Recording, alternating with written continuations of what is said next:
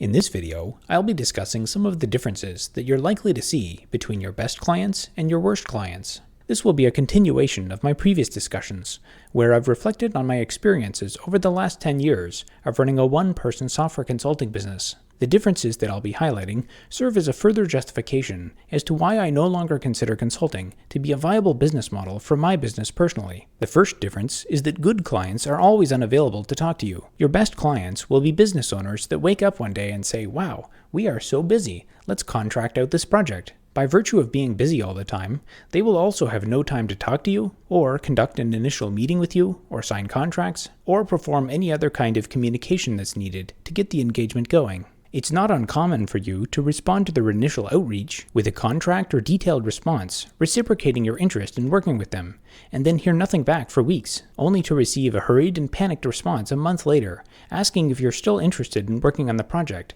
despite the fact that you already said yes. Once you actually start working with them, don't be surprised if they don't even have time to tell you what work they want done. The description that I've given so far could describe a fast-growing startup with lots of revenue that's struggling to even accept people's money fast enough. Or it could also describe a completely disorganized company that's about to implode under its own mismanagement. And from your standpoint, it will likely be very difficult to tell the difference until you've wasted a lot of time trying to understand their business. The key takeaway here is that if you can even find a good client who wants to work with you and pay you money, it can still be very difficult to get the engagement going. I once had a potential lead with a company that sold recreational boats. I had originally been referred to the company by someone in my professional network. The company had initially told me that they wanted some kind of work done to improve their website. Despite many rounds of phone calls and emails with this company, and the company repeatedly insisting that they did want my help, the company would always just say, "Oh, we're too busy this week.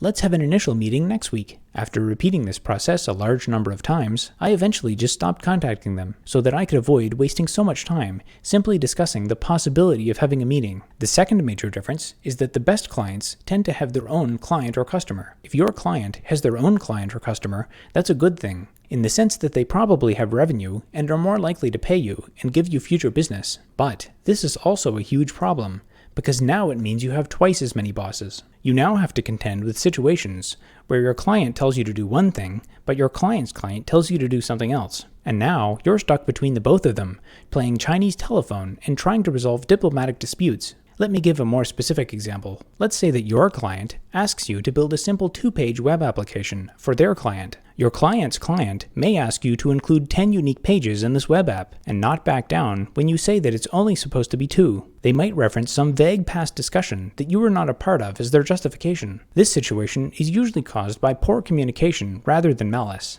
And so you'll tell your client that their client wants 10 pages.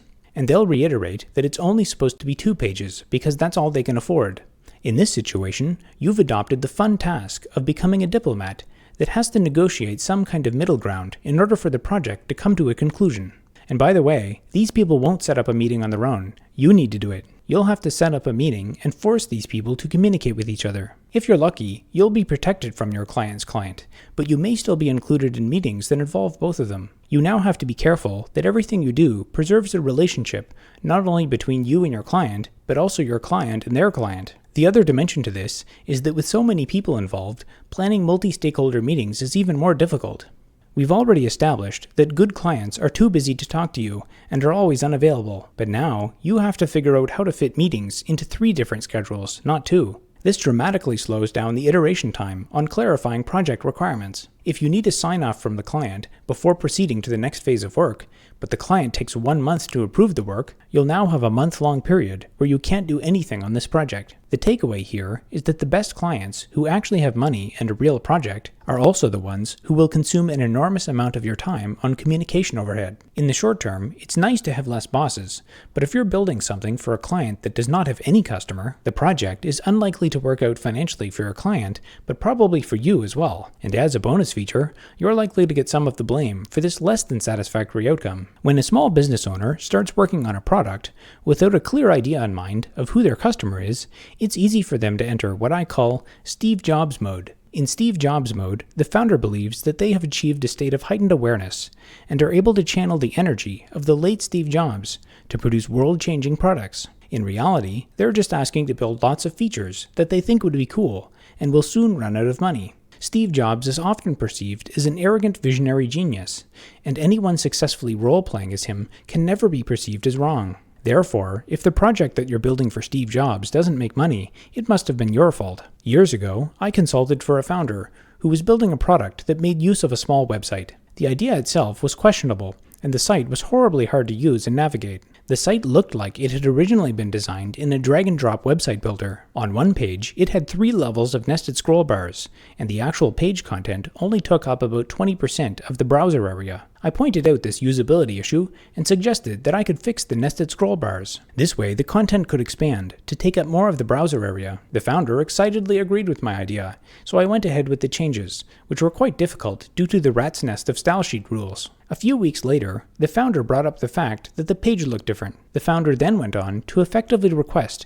that I restore the page to the way it looked with the scroll bars. Over the years, I've occasionally checked up on this founder's website to see if it's still running, and every time that I check, I see that not only is it still running, but it's gone through a complete redesign by a different company every time. Probably as many as 5 to 10 at this point. I actually just checked again before starting this video, and their current site is full of text formatting errors and broken links. They also have a few links to abandoned versions of their applications that show internal server errors. Within the last few years, this founder has published a few pieces of marketing material, saying that their application is launching soon. Steve Jobs was famous for insisting on getting the product design perfect. So who knows, maybe the 11th redesign will finally start to take off.